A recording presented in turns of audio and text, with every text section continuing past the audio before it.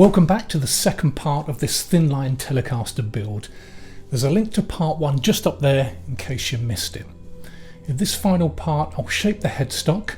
I'm going to use hand tools and tell you how easy or difficult it was.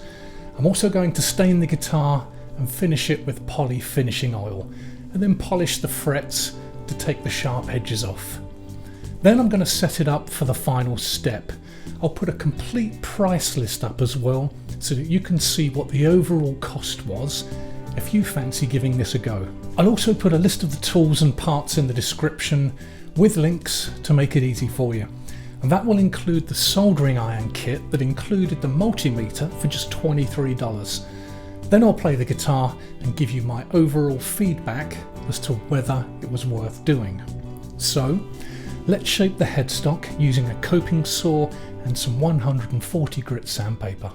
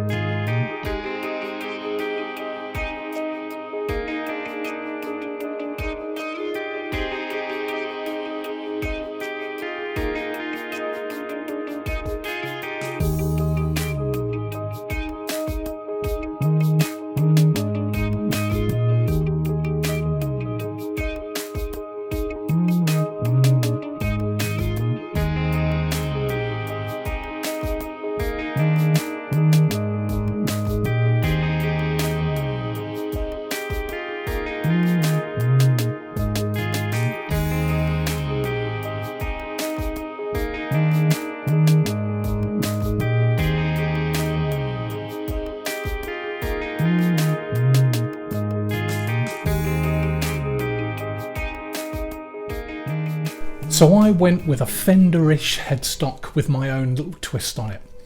It was easier than I thought, to be honest. A $9 coping saw and $6 worth of different grade sandpaper, all from Amazon. Took me around 3 hours in total to do it, and I started with 140 grit and went down to 400, then 1000 to polish it. I'm really pleased with how relatively easy it was. I did do it all in my kitchen as A, it's cold in Chicago at the moment, and B, I don't have a workshop as I live in a small apartment. I also wanted to do this with hand tools to put your mind at rest that you don't necessarily need expensive power tools and a garage or workshop to tackle this. Because, let's be honest, that's how most of us will do this.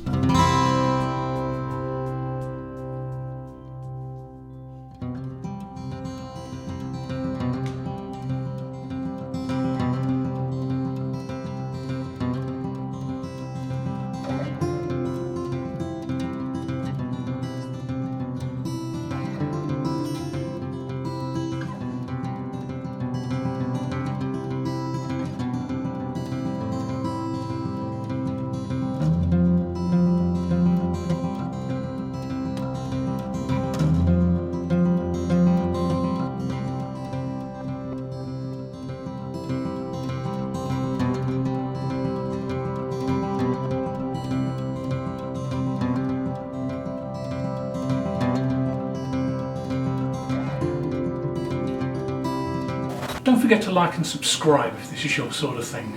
Cheers.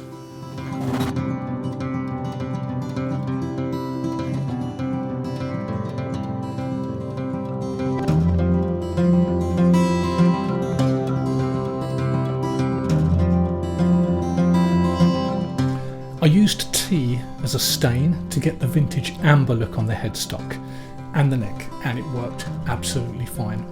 3 to 4 tea bags did it, and I let it dry thoroughly around about 2 days before sanding and applying the poly finish. I think it looks really good and I'm really pleased with it.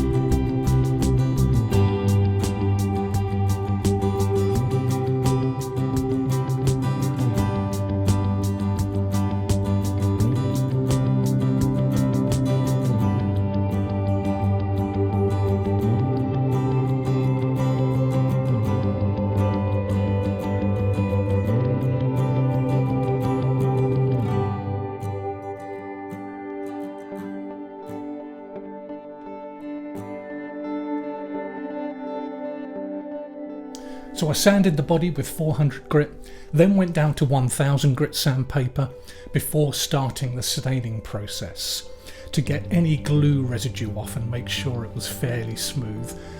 After some nice messages about the colour, thanks guys, I used an early American stain from Varathane. I got it in Home Depot, and after just one coat, to be honest, it looked fantastic. In fact, it looked professional.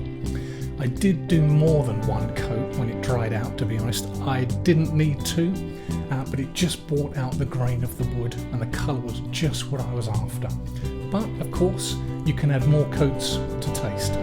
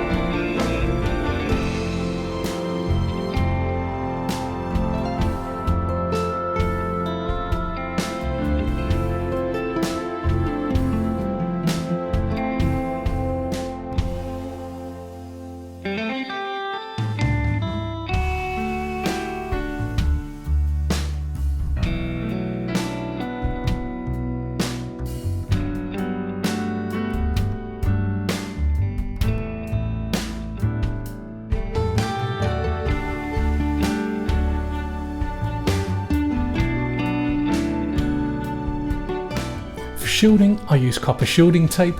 I shielded all the cavities, then I got a small piece of copper tape and run it from each of the cavities. Luckily on the Thinline Telecaster, you won't see that because the pickguard covers it all. Also within the cavities I just overlapped them slightly onto the body so that I would get a good continuity, a good ground between the cavities and the back of the pickguard.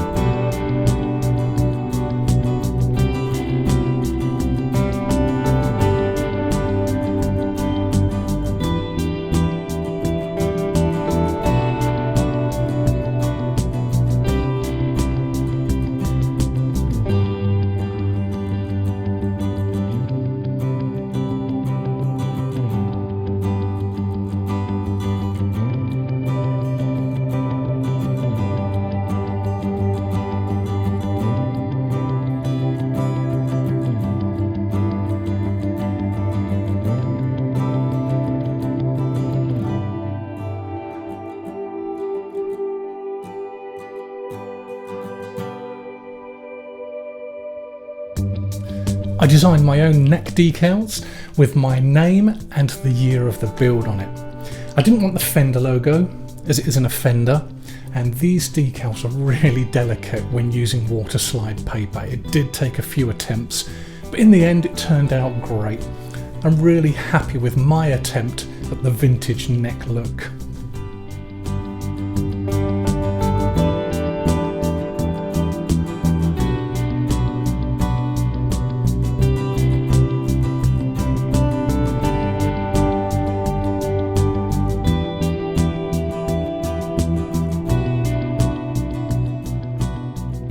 The setup included fitting the new nut, adjusting the action and intonation. I won't show it here as there are many videos online to show you how to do this, but it took me around 30 minutes to complete. So here's the final build.